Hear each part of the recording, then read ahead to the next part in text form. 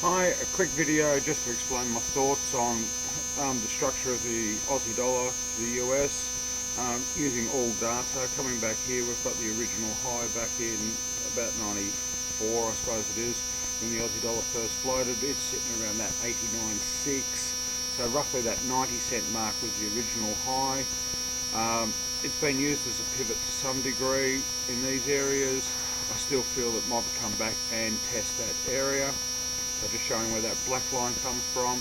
This purple line coming across the top is joining the two highs, the 07 high with that, and I feel that that will have some effect. If anything, it's operating as a bit of a centre point at the moment on what could be described as an expanding wedge or a horn pattern.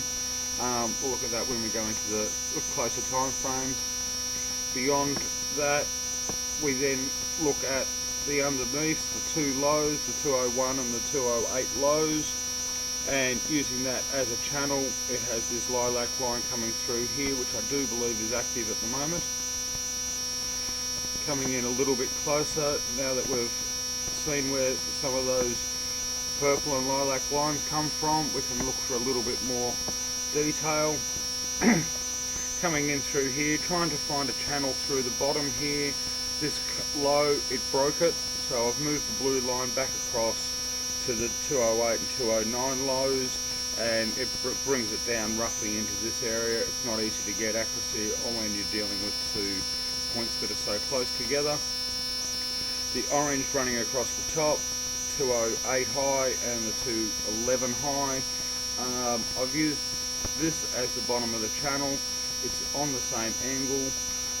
We can obviously bring this line down into this area once we need it, but at this point in time, I like how it lines up in there, and it's also again highlighting this area, and this is what I'm trying to point out, is that I've got some sort of target area in this 90-89 cent level. Coming in for a little bit more detail, one thing that I also notice is that because we're developing some form of a top of a channel here, the low of the channel could also be down here into that high 60s. By the time it gets there, early 70s mark, which is not unrealistic. The Aussie dollar's been down into that region twice before. Can't be said that it'll never go there again. As you can see, there is this expanding area, this pink line. It is simply just brought across the tops here, demonstrating the breakout. You can come across these lines and they all line up, but since that was the high in there, I'm now using that point. And again, that's highlighting this 89 area. This line here, it's not super strong. It's only formed off this line, so it's only really a gauge to see what's moving in there. And if we now come into current action, we'll just make it so it's a little bit more easy to see, and we can see that the current channel that's been formed is in this area. Just dragging him around, and we see that once we come across the tops, the lows line up pretty good. I said that this line's not of any great consequence, it's only using that point there, so it's not super strong. We see that this lilac line coming across the top, what I like about it is that it's been gapped in this area, it's been gapped in this area, supported here, part of the wobble or the bull flag in this area. It has some significance. So I'm looking at it that it's nice and easy to draw this channel coming across the top. There'll be a lot of pro traders that are saying, okay, this is a nice little sweet spot. Otherwise difficult to protect up in this area. I'm just going to bring up this one so that we can look over here and you'll see what the current price is.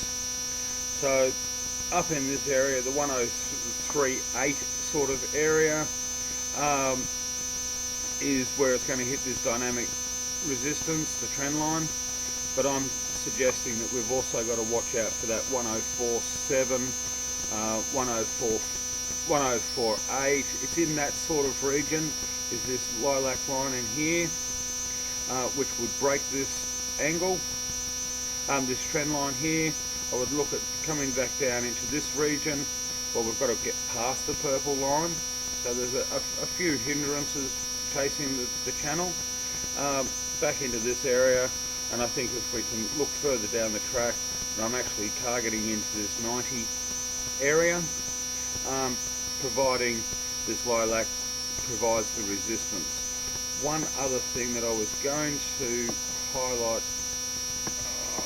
I'll just bring in some more data because it's way back in 95.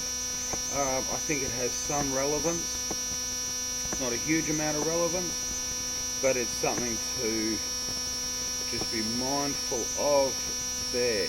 That little circle that I've got in there, that was the 95 earthquake in Japan. If we look at that as some sort of guide of what happened to the Aussie dollar, we can see that there was the initial drop like what we had.